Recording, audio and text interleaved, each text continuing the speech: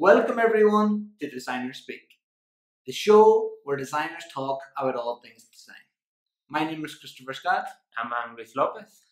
So here on this new episode of Designers Speak, we're going to talk about three designers each who inspire us.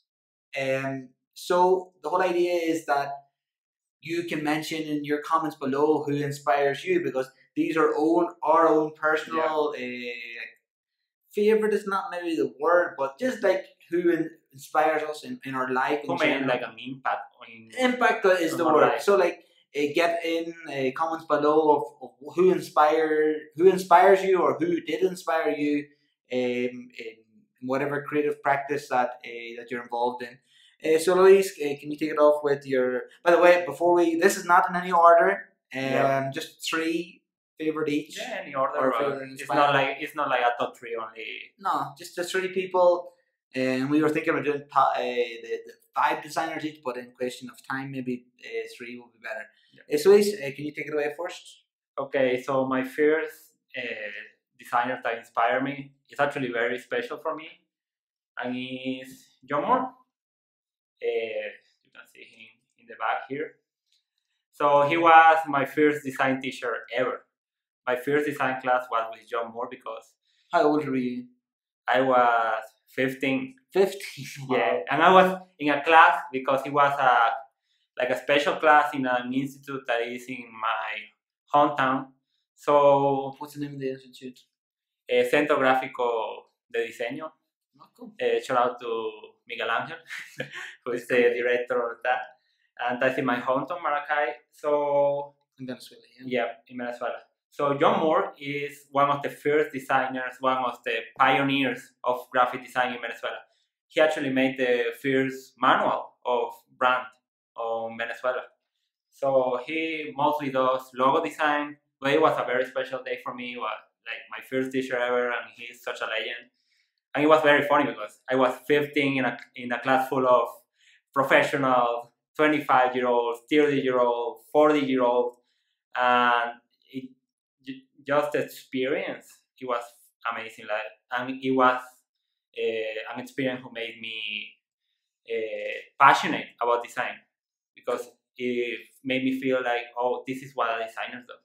So I remember I did a Skype one time with John, because I also know John from Facebook and stuff, and we Skyped and he was crazy. Yeah, he's such a character. It's so cool to see like someone who had a process that most people don't apply now, because before there were no computers, there were no Photoshop, no Illustrator, and he did some logos even hand painted on walls. Like, it just blew my mind, and he is such a cool person. Like, amazing. It's very, very cool. That's a good start actually.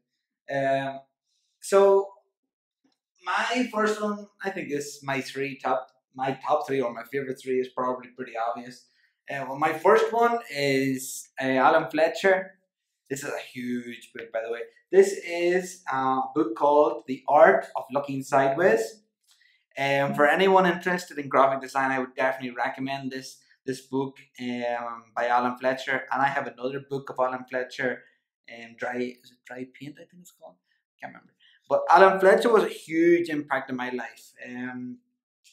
Because it was that to really understand, and I got this book as a recommendation of Robin Hodge. I think he mentioned him in one of his classes one time, because Alan Fletcher, as maybe some of you know, was one of the founders of Pentagram, along with Colin Forbes and three other guys.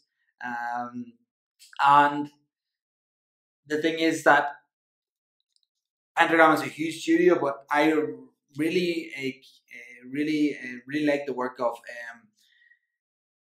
Alan Fletcher, because of he pays so much attention to observation and the way the eye looks at certain things, and it really I could not believe the intelligence and the smartness of the graphics that he makes, and he's very famous as such.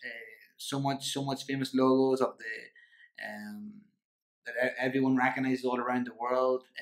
What's the one of the It's the visual arts with the V and the A together, which is a very famous logo of him, and just graphic design in general. So he had a huge impact for me, and I'd probably say this, he's my favorite graphic designer ever. Even though I put him number one on the list, he was like a very big reference for me, and he taught me that graphic design goes beyond the things you see. A good graphic design also makes you think. So this book, highly recommended for any young graphic designer. It's a very weird book, but it's also like teaches you like the visuals and how they play in your mind and stuff like that. So definitely recommend this book of the art of looking sideways and by Alan Fletcher. You can buy it on eBay or Amazon for like $25 something like that. So it's like definitely a steal. So yeah, continue on with you, Luis. Who's your second person? Yeah.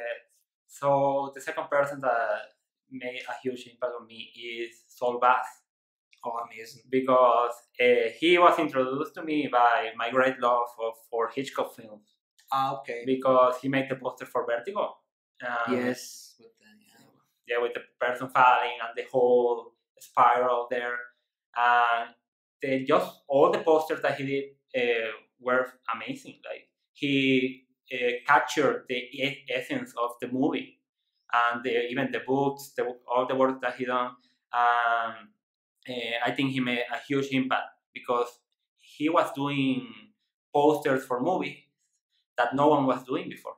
Yeah. Posters before were hand painted, very detailed, photograph, everything, and he through like simplicity, minimalism, he portrayed the movies. It's amazing. Saul Bass, I absolutely adore Saul Bass too. I remember he does posters and work is so different from the commercial posters that we see in film posters today. And actually, my favorite work of Saul Bass is he did the intro for the film The Good, the Bad, and the Ugly, and it's just an amazing piece of work. And he does loads, he does motion graphics, he did posters even before all the software. Unbelievable. And the intro for Vertigo, amazing.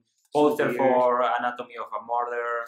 That is an amazing poster. That's one of the best posters. Yeah, it's actually cool. Now you see like current movies and you see like Saul Bass version of the poster. Yeah. So a lot of people are inspired by the movement, and I think it should actually come back. Like movie posters, you don't see them as that now. No, it's a whole different thing. Yeah, you just show the face of the actor, and that's it. Yeah, a bunch of faces, but imagine posters like that again. I think we need a Saul Bass, another Saul Bass. Soul back, which is called Soul back. Soul needs to be back. Soul needs to be back. True. Oh, that's an unbelievable second person. Amazing style. So my second person is Stefan Sagmeister. Unbelievable. I have two of his books, but they're currently in my office in my university.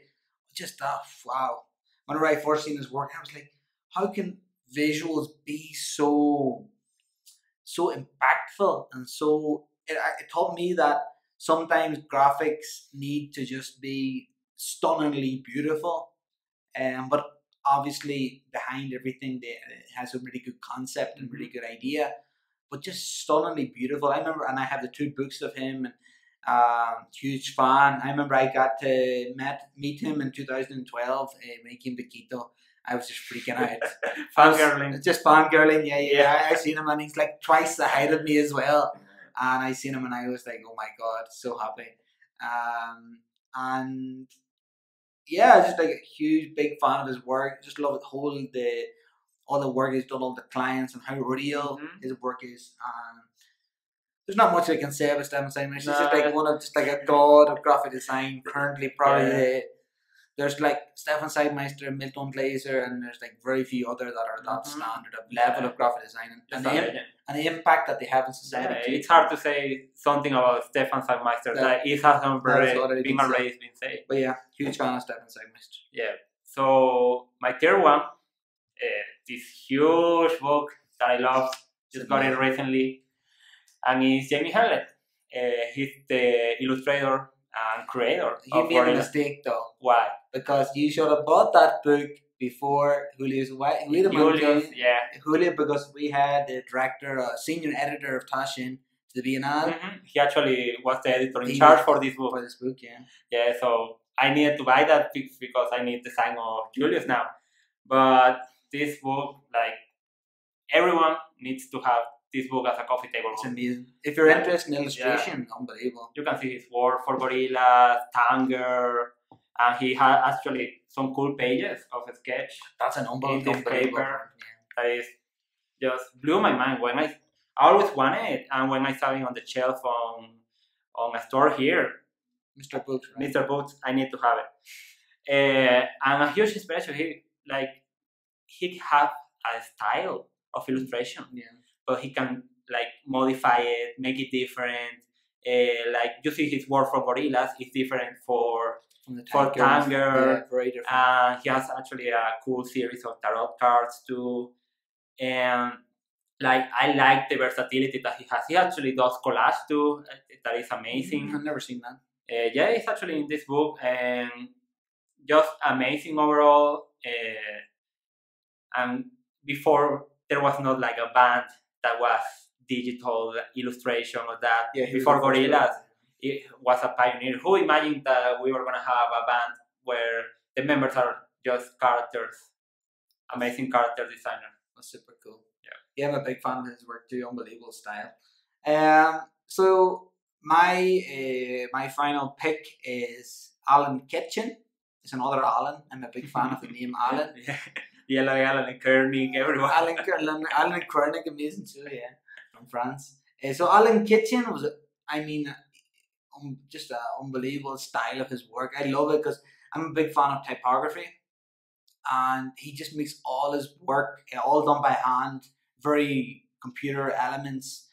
Actually, I ordered his new edition of his new book that I should be able to have at the end of August. And Alan Kitchen, I remember even whenever I was in college, doing some typography and trying to do stuff of the work, like in the style of him. I'm a big fan. If you go on the internet, type in the work of Alan Kitchen, you'll be blown away. Some amazing typography, all done by hand, which is something that you very rarely see today. That's it. Let's just finish with like maybe some honorable mentions. Like Brandon, Some people, like, so slow and aesthetic. So aesthetic, we have his book there. It's an unbelievable book, and actually he's making a second book now. If you can just show it here. Amazing. Everyone should have this book. Unbelievable. And also Peter Banko, Paul Scher, April Greenman, amazing collage artist. Andrew Lewis, Israel Vargas, amazing too. There's lots. There's amazing. There's so many to be honest. So that's been actually a cool episode. I really like it. It's really personal to us. It's really cool. So remember, guys, subscribe. Yeah, right there. Here, right? And like all our Facebook, like the cows, and comment, share. What is your favorite designer? That's a very important topic. Leave it down in the comment section. We need to know, and we can respond. And the idea is to everyone to know more designers, because maybe us as a student, I don't know many of graphic designers at the start, but then you can know more and more and more as you see on the comments and these kind of videos. True, very, very true. Okay, cool guys. So see you guys in the next episode of Designer Speak. Bye.